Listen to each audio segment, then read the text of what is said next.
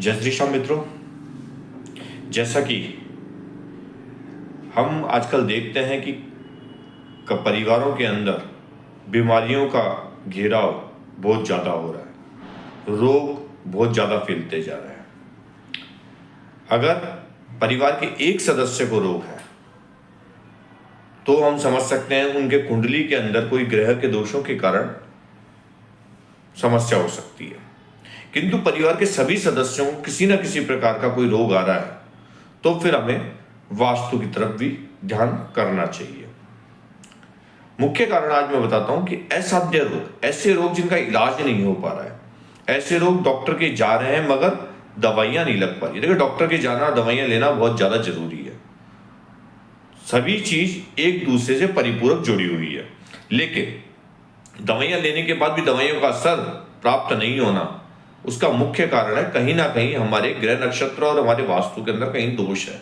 अगर हम उस दोष की बात करें तो अगर वास्तु के हिसाब से हम बात करें तो ईशान कोण के ऊपर अगर कुछ गड़बड़ है, ईशान कोण जिस रूप से होना चाहिए उसके अनुरूप नहीं है, तो समझ लीजिए जरूर किसी परिवार के सदस्य सब बीमार रहेंगे और उसमें किसी ना किसी सदस्य के असाध्य रोग जिसका इलाज नहीं हो पा रहा हो, ऐसे रोग भी देखने को मिल जाएंगे। जैसे पैरों में दर्द हो रहा होगा, कमर में दर्द हो रहा होगा, कैंसर का में बीमारी हो रही, टीबी की बीमारी हो रही होगी, माइग्रेन हो रहा होगा। इस टाइप की जो बीमारियां इलाज नहीं हो पा रहा हो, जिसका चलती रह रही हो, दवाइयां निरंतर चलती रह रही हो, तो इसके लिए हमें क्या करना चाहिए? सबसे पहले तो ईशान कोण की हमें सफाई करनी है।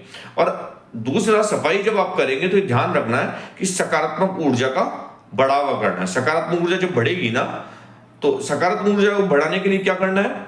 ईशान कोण के ऊपर, अब ईशान कोण पहले मैं बता दूं, नॉर्थ ईस्ट का वो कोना, उत्तर पूर्व का वो कोना जिसे ईशान कोण कहते हैं, उसे देव कोण भी कहते हैं। उस कोने पे एक तांबे का पात्र आपको रखना है, चाहे चरी हो गई, चाहे घड़ा हो गया, किसी प्रकार के तांबे का पात्र रखना है। उसके अंदर शुद्ध जल, गंगा जल, चांदी का चौकोर टुकड़ा, एक रुद्राक्ष और एक बीलपत्र शिव जी पे चढ़ाकर वो बीलपत्र लाके उस ईशान कोण पे रखना है। क्योंकि वो जो कोना है, ईशान कोना, वो शिव बाबा का स्थान है।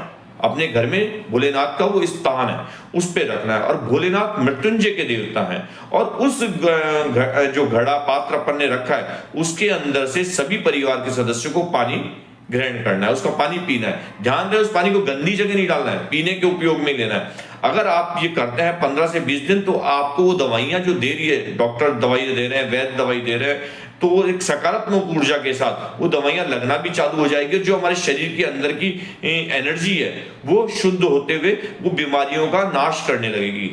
तो इस प्रकार का अगर आप ये काम करते हैं, ईशान कोण में अगर वो घड़ा रख के और या तांबे का पात्र रख के और ये उपयोग करते हैं, तो निश्चित रूप से आपके रोगों को वो खत्म कर देगा। आरोग्य आपके घर में बन जाएगा, सभी सदस्य स्वस्थ रहने लग जाएंगे। जय श्री श्याम।